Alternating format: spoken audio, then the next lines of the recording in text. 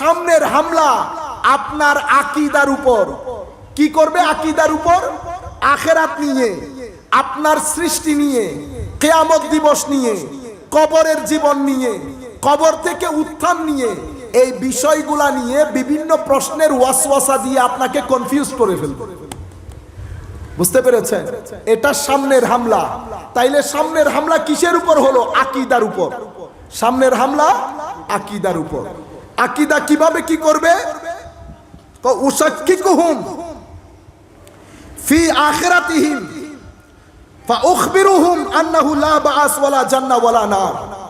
কোনো জান্নাত নাই, কোনো জাহান্নাম নাই, আপনার জীবনের কোনো উদ্দেশ্য নাই, বস দুনিয়াতে এসেছেন আবার চলে যাবেন, কোনো খুদা নাই, এনজয় করেন। আখিরাত বলে কোনো কিছু নাই, আকীদা বলে কোনো কিছু নাই। তাশকিক, কনফিউশন সৃষ্টি করেছে। এটা সামনের হামলা। আমরা আপনারা বুঝেন মতো একটু পরে বলবো, আমি জাস্ট আয়াতের প্লেন ব্যাখ্যা করে যাচ্ছি। পিছনের হামলা কিসের উপর? পিছনের হামলা হবে দুনিয়া, দুনিয়ার প্রতি লোভ। দুনিয়াকে এমন ভাবে আপনার সম্মুখে উপস্থাপন করবে, আপনি দুনিয়ার মধ্যে এভাবে মজে যাবেন, আপনি হুঁশহারা হয়ে যাবেন।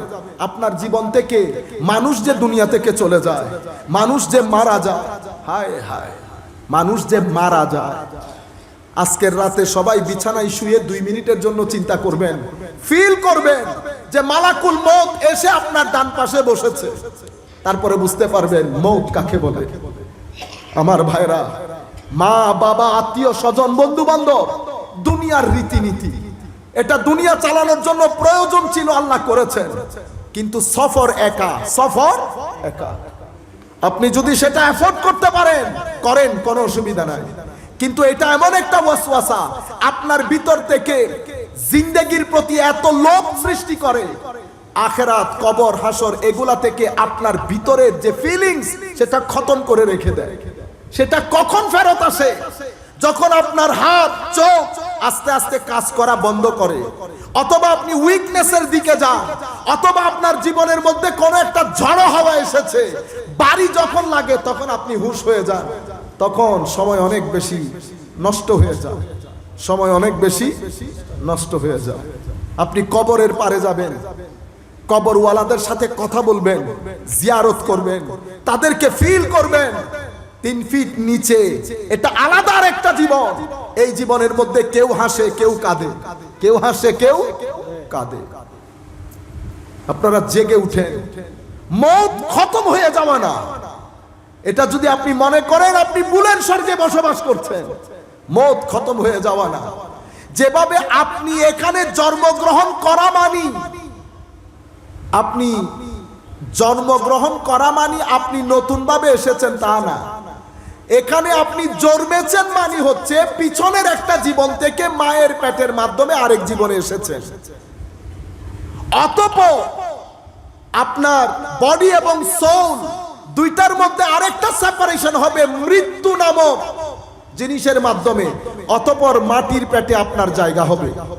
মায়ের পেটে যেমন কিছুদিন ছিলাম, মাটির পেটেও কিছুদিন থাকবো। মায়ের পেট থেকে আসাটা যেমন আমার শুরু না, অনুরূপ ভাবে কবরের জীবনও আমার শেষ না।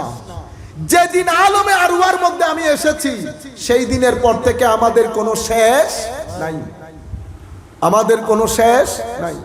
জীবনকে বুঝার চেষ্টা করে, নিজের উপর নিজে গভীর চিন্তা করে। আমার আল্লাহ বারবার 2টা জিনিসের উপর অনেক জোর দিয়েছে, ফিক্র এবং জিক্র। ফিকির মানে চিন্তা করা। আল্লাযীনা ওয়ালিল্লাহি মুলকুস সামাওয়াতি ওয়াল আরদ ওয়াল্লাহু আলা কুল্লি শাইইন কাদির ইন্না ফি খালকিস সামাওয়াতি ওয়াল আরদি ওয়া ইখতিলাফিল লাইলি ওয়ান নাহারি লাআয়াতিন লিউলিল আলবাব আল্লাযীনা ইয়াযকুরুনা আল্লাহা কিয়ামান ওয়া কুউদান ওয়া আলা জুনুবিহিম ওয়া ইয়াতাফাক্কারুনা ফি খালকিস সামাওয়াতি ওয়াল আরদ।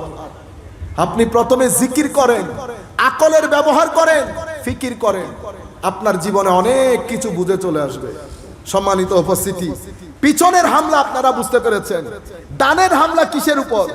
ডানের হামলা আপনার যে ভালো কাজগুলো আছে, নামাজ পড়েছেন, হজ করেছেন, যাকাত দিয়েছেন, মসজিদে টাকা দেন, মানুষকে সহযোগিতা করেন, সেই ওয়াসওয়াসা দেয়, আপনাকে ইন্সপায়ার করে মানুষের সাথে শেয়ার করার জন্য।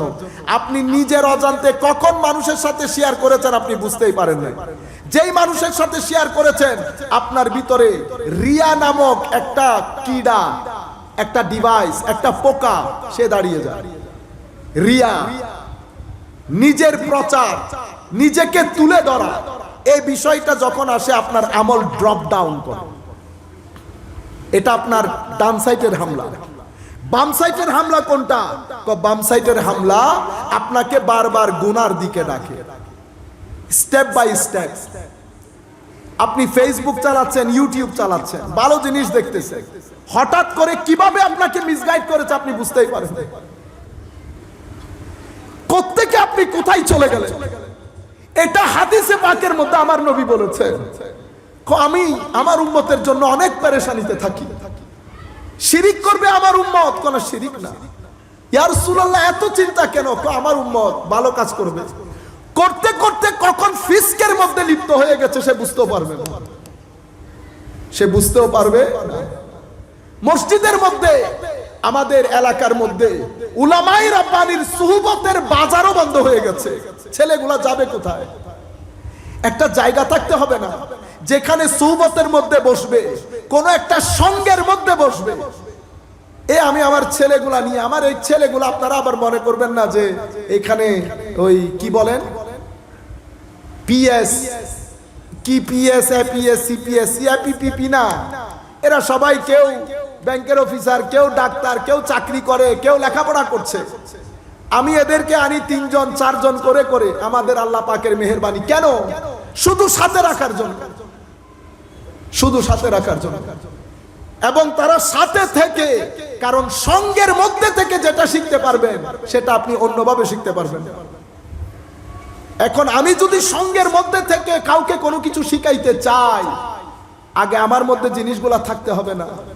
ইখলাস যদি না থাকে, সুহবত আমার ভিতরে যদি না থাকে, নূর যদি না থাকে, আপনি আরেকজনকে সেটা দিতে পারবেন না। অথবা কোন রূপে যদি আপনি প্র্যাকটিক্যাল না হন, তাইলে আপনি আরেকজনের মধ্যে সেটা কনভে করতে পারবেন না। সুতরাং আমাদের উচিত হবে এলাকার নওজোয়ান নসল যারা আছে, না আসুক জোর করে হলো, আয় একটু বস আমার সোহবতের মধ্যে। আমরা একজন আরেকজনের সোহবতে বসি। যদি দেখি আমার সোহবত কাজ করতেছে না, একসাথে নিয়ে শাহে আমানত রাদিয়াল্লাহু তাআলা আনহু মাজারে চলে যাও। যদি এটা না পারি, এখানে না পারি, জামের ময়দানে চলে যাও। জামেয়ার ময়দান ইটসেলফ একটা সোহবা। আপনারা জামেয়ার মাঠে, জামিয়াতে হাঁটবেন রাতে গিয়ে, আল্লাহর ওলিদের মাজারে যাবেন, গ্রামের এলাকার মধ্যে যে কবরস্থানগুলো আছে সেগুলোর মধ্যে গিয়ে জিয়ারত করবেন, কোরআন শরীফের সুহবতে বসে কোরআনের তিলাওয়াত করবেন। এই যুগে এই বিষয়গুলো আমাদের জন্য সেভাবে জরুরি যেভাবে আমাদের জন্য ভাত জরুরি। আমরা আস্তে আস্তে রং ট্রেকে গিয়ে, ছেলেরা এখন বলে দেখেন না বোরিং, কি বলে? বোরিং লাগছে। বাংলাদেশে এই শব্দটা এমন বেড়ে গেছে, কারা বলে 10 থেকে 12 বছরের ছেলেরা। এটা যে কি পরিমাণ অ্যালার্মিং আপনারা বুঝতে পারছেন না। যারা গবেষণা করে তাদেরকে যদি আপনি জিজ্ঞেস করেন, স্যার একটা সমাজের 12 বছরের ছেলেরা যদি বারবার বোরিং বলে এটা কিসের আলামত? উনি যে কথাগুলো আপনাকে বলবে আপনি রাতে ঘুমাইতে পারবেন না। বোরিং মানে সুইসাইডের প্রথম ধাপ, সুইসাইডের প্রথম ধাপ। বিশ্ব স্বাস্থ্য সংস্থা যেই কথাগুলো আমাকে বলেছে, আমাদেরকে বলছে, অ্যানাউন্স করছে, এই কথাগুলাই বলছে। আমরা বোরিং শব্দটা শিখেছি ইউনিভার্সিটিতে গিয়ে, যে বোরিং একটা শব্দ আছে, এটার মানে ভালো না লাগা। বোরিং মানি, আমি বলি না আমি ভালো লাগতেছে না আমার, এটা এক জিনিস। বোরিং মানি আমার মনস্তাত্ত্বিক জগতের মধ্যে স্থিরতা নাই। 12 বছরের ছেলে, আপনারা বুঝতে পেরেছেন? তাহলে মাসিয়ত, সামনের আক্রমণ, পিছনের আক্রমণ, ডানের আক্রমণ, বামের আক্রমণ, 4টাই আমরা বুঝেছি। এখন এই 4 আক্রমণকে আমরা আধুনিক ভাষায় বোঝার চেষ্টা করব। এটা আমার শেষ, আমরা আর বক্তব্য দীর্ঘায়িত করব না। বর্তমান সমাজের মধ্যে শয়তানের এই যে 4 মুখী আক্রমণ, সেটা বর্তমান সময়ে কিভাবে হয়েছে? আমরা বর্তমানে 3টা বড় অ্যাটাকের সম্মুখীন আমাদের তরুণ প্রজন্ম। একটা হচ্ছে সেকুলার ম্যাটেরিয়ালিস্টিক অ্যাটাক। আমি যদি আরো সংক্ষিপ্ত রূপে আপনাদেরকে বলি, একেবারে সিম্পল উপায়ে, একটা সেকুলার অ্যাটাক, একটা রিলিজিয়াস অ্যাটাক, একটা কালচারাল অ্যাটাক। কয়টা অ্যাটাক হয়েছে? তিনটা। সেকুলার অ্যাটাক, সায়েন্স, টেকনোলজি, আধুনিক বিশ্ব, জড়বাদিতা, এই পুরা বিষয়গুলো একসাথে হয়ে তরুণ প্রজন্মের অন্তরে কিছু বাতাস দিয়েছে। বাতাস এই বাতাসগুলা ঢুকে তাদের ভিতর থেকে ধর্মের প্রয়োজনীয়তা, দ্বীনের উপর বিশ্বাস, তাওহীদে খুদাবন্দি, আল্লাহ, রাসূল এবং জীবনের উদ্দেশ্য সবকিছুকে বিনাশ করে দিয়েছে। তারা এখন কোরআনের ভাষায় ওয়াকালু মা হিয়া ইল্লা হায়াতুনাদ দুনিয়া নামুতু ওয়া নাহইয়া ওয়া মা ইউহলিকুনা ইল্লা দাহর। জীবন এটাই, বস এখানে কালের বিবর্তনে আমরা এসেছি, কালের বিবর্তনে আবার হারিয়ে যাব। ওয়া মা ইউহলিকুনা ইল্লা দাহর, সময়ের কারণে আমরা আবার হারিয়ে যাই, মিটে যাই। এখানে কোনো উদ্দেশ্য নাই, এখানে কোনো পরকাল নাই, এখানে কোনো জান্নাত জাহান্নাম নাই। এটা সেকুলার অ্যাটাক। এই অ্যাটাক উম্মতের উপর এসে উম্মতকে ধর্মের ব্যাপারে কনফিউজ করেছে, দ্বীন তুলে দিয়েছে, তাওহীদে খুদাবন্দির বাতি নিভিয়ে দিচ্ছে। জীবনের উদ্দেশ্য, তার যে অবজেক্টিভ অফ লাইফ, আল্লাহ যে তাকে নির্দিষ্ট একটা কারণে বানিয়েছেন, ওয়ামা খালাকতুল ইনসা ওয়াল জিন্না ওয়ামা খালাকতুল জিন্না ওয়াল ইনসা ইল্লা লিয়াবুদুন।